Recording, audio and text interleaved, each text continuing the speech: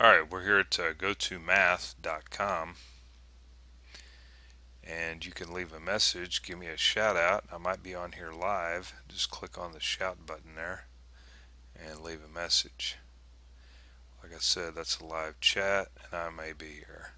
We're doing some calculus. We're in the section of differentiation. We're going to be looking at all the rules of differentiation. That's the constant rule, the product rule, the quotient rule.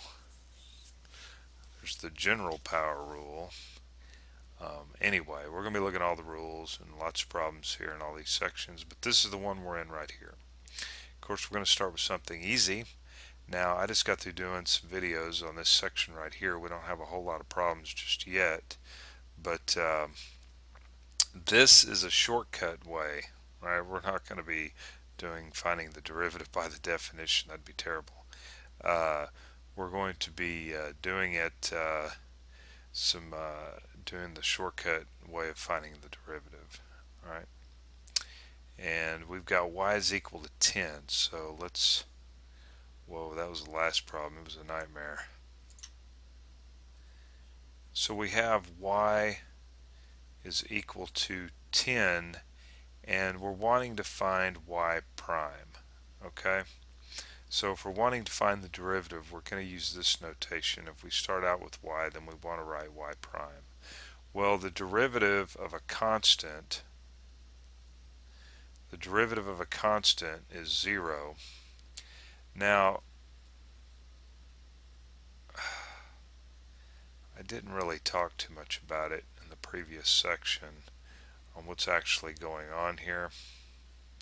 But if we were to graph this is just a straight line. Okay, it's constant, runs through the y-axis there, intercepts it at 10. If I were to ask what is the slope of the tangent line at this point, well, the slope of a tangent line is 0. What about, right, when x is some number down here? What about here? The slope is also 0. Okay, and here slope is 0.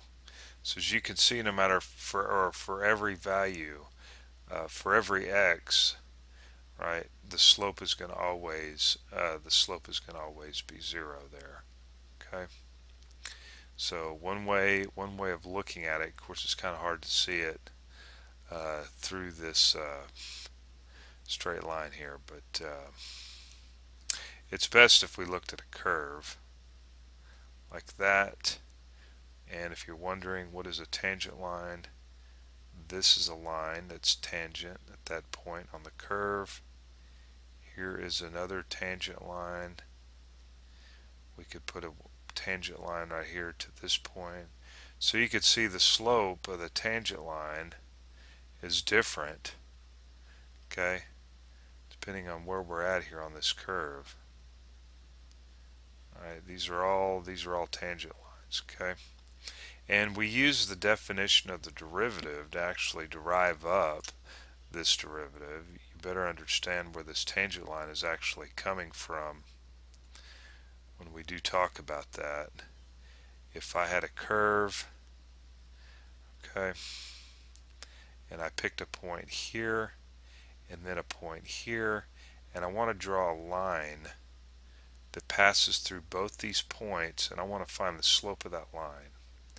Well, this distance right here is known as delta x, the distance between here and here. And as we let delta x get smaller and smaller, okay, we're going to go ahead and fix this point here, and we let delta x get smaller and smaller.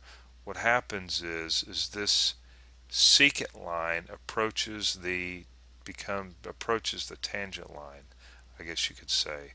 As delta x goes to 0, okay, the secant line approaches the tangent line, becomes the tangent line at the point. All right, letting delta x get smaller and smaller and smaller. Before you know it, we have the slope of the tangent line. Okay, it's not that difficult. I forgot where I was at there, and the derivative of constant is always equal to 0.